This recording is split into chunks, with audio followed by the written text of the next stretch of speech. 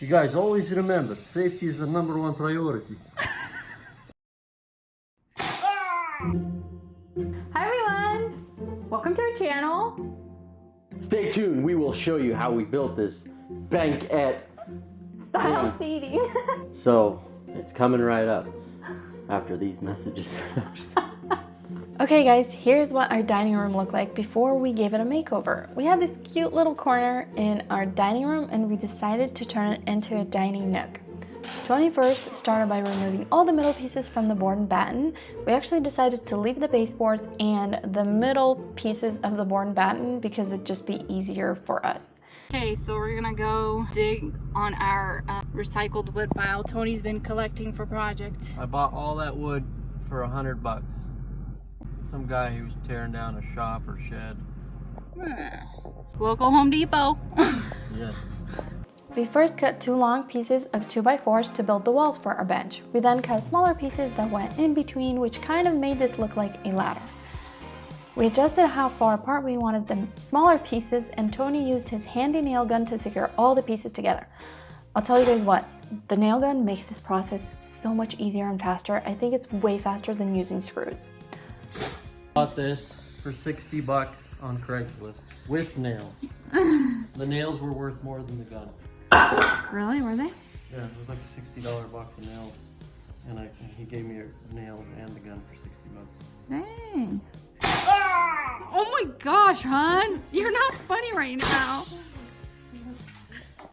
So our banquette seating consisted of 2 long walls for the benches that kind of look like ladders. We stood them up and laid them out in our dining room just to see how far away from the wall we wanted them. This would be the depth of the benches. The next step was securing them to the wall. To secure them to the wall, we laid them against the wall and marked the height. We then attached some 2x4s to the wall right where we had marked it.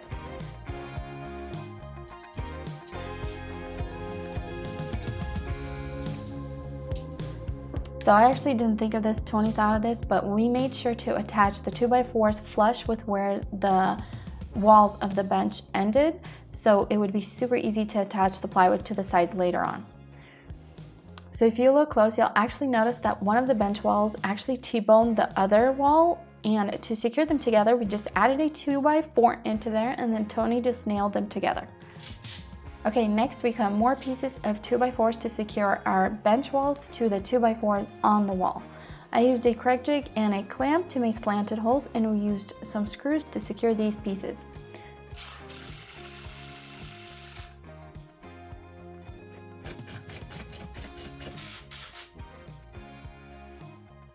Here's what it looked like once all the pieces were in there. It was pretty solid at this point. Okay, now it was ready for the plywood.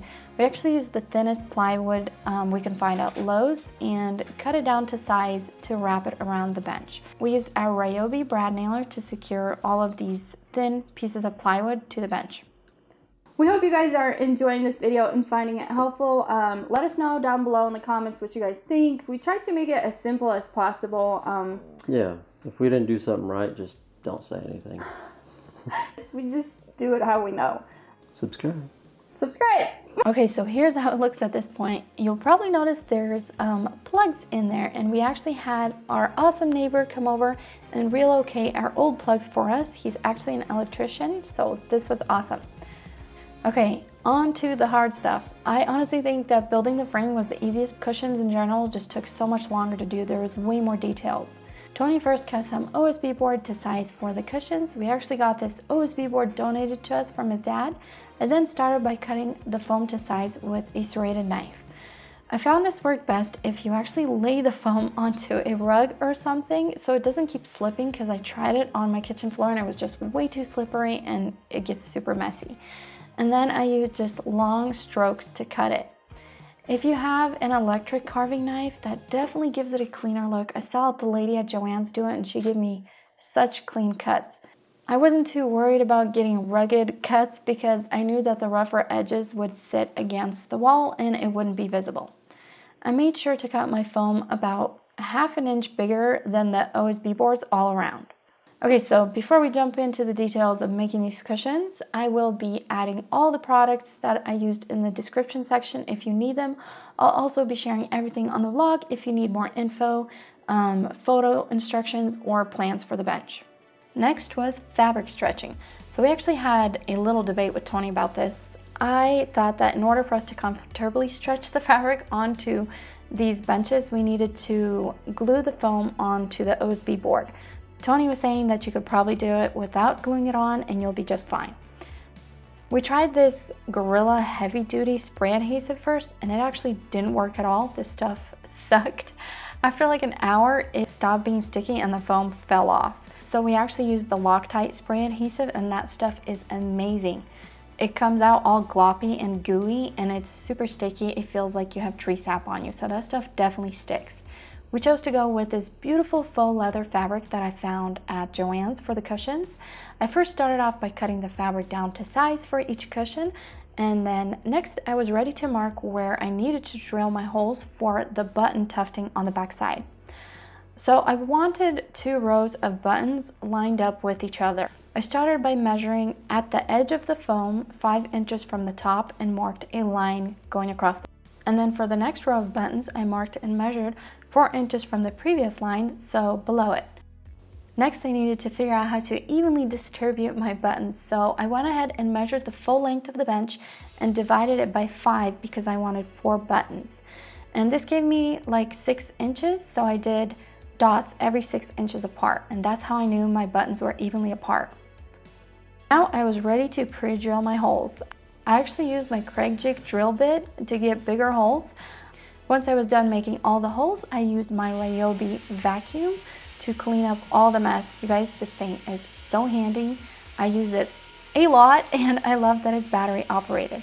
Here's what the pre-drilled holes look like for the button tufting. I first stapled the fabric to the top, not stretching it, just making sure it was straight. Then I stretched and stapled fabric to the bottom of the cushion. Next, I did both the sides, but in order to get the sides perfect, I needed to figure out the folds. So I stood up the cushion and stood the fabric up as well. I then pinched the very edge of the fabric, making sure it was where the edge of the cushion would be if it were to continue. I then pulled the pinched fabric down and voila! You should have what looks almost like a perfect corner. I lifted it up and adjusted it by making the fold a little bit deeper. I then lay it back down and tucked in a bit of the fabric that was in the way. And that's it. Now you just need to staple it all down. I did this to all 4 sides and the cushion was complete. Now the cushions were ready to be tufted. Okay, so before I jump into this, I want to show you guys what my first attempt looked like. I'm not gonna lie, I was pretty close to giving up. I watched so many YouTube videos about tufting and they all showed that you need to add the buttons first, then stretch the fabric. And this is how it was looking. When Tony came home, he was like, is that what it's actually gonna look like? Anyway, he finally showed me how to do it the right way and we got it to look very modern. For tufting my cushions, I used a big upholstery needle that my neighbor let me borrow and some string. I fed some string onto the needle, then carefully, as centered as possible, stuck the needle through one of the holes in the back and into the leather fabric. I pulled the needle out on the other end and pulled through some of the string. Next, I strung on a button onto the string and tied a few knots. I then cut off the tail and tightened the button until it popped into the hole. You have to make sure it pops into the hole. It gives you a cleaner look this way. Once we had all the buttons in, we slightly tightened each button with the string and stapled it into place on the back side. Speaking of stapling, I want to introduce you guys to my new Ryobi stapler. I knew this project would involve a ton of stapling and Tony went out and got this one for me and I cannot say enough about this thing. It makes the job so much easier. You just click the button and it staples. And the battery lasts forever, you guys. I'll go ahead and link it if you guys want the same one. And here's a quick time-lapse of the tufting process. This took me about 15 minutes to complete. Okay, the dining area was officially ready to be assembled. I brought in all the cushions and I also ended up making these faux bamboo blinds for around $70 after getting quoted over $400 for similar shades at Lowe's. I'll be sharing a video of how I made them very soon. I used the cheapest outdoor plastic blinds you can find at Lowe's. I did find beautiful bamboo shades on Amazon, and I was very close to purchasing those, but the stain was a little bit too dark for the look I was going for. This room has come a long way, you guys. I also gave my sliding doors a facelift. They were super sad looking and very old, and we probably needed new slide doors or some pretty blinds, but I do not like blinds on slide doors. I don't know why. So I decided to use some cheap contact paper from Amazon that I applied to get like a frosted look, and I used some cheap duct tape to add more character. I'll also be sharing that video soon, so stay tuned, you guys. Okay, and here's how the space looks complete. I can't say enough about our new benches, you guys. They are so comfortable, and we love eating dinner at the table now. We used to eat dinner anywhere but the dinner table. If you guys missed it, I shared a few mock-ups of the dining room before doing this DIY on Instagram, and these were the choices I ended up with.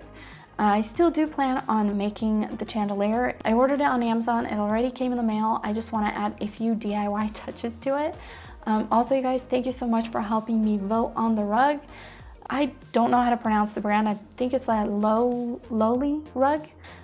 We are so in love with this rug. It's pretty much like a thick pad, and they make very beautiful vintage designs on them. They're pretty affordable, and I love that they are no pile for easy cleanup under the table. We also got these chairs on Amazon. I couldn't find them cheaper anywhere else. They pretty much come ready to go. You just need to screw the legs on. And I love that modern farmhouse look they give our dining room.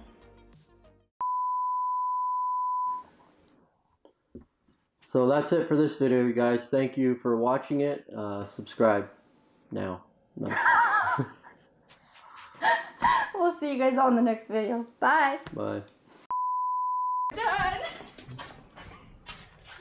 Nice. Nice. They see me rolling.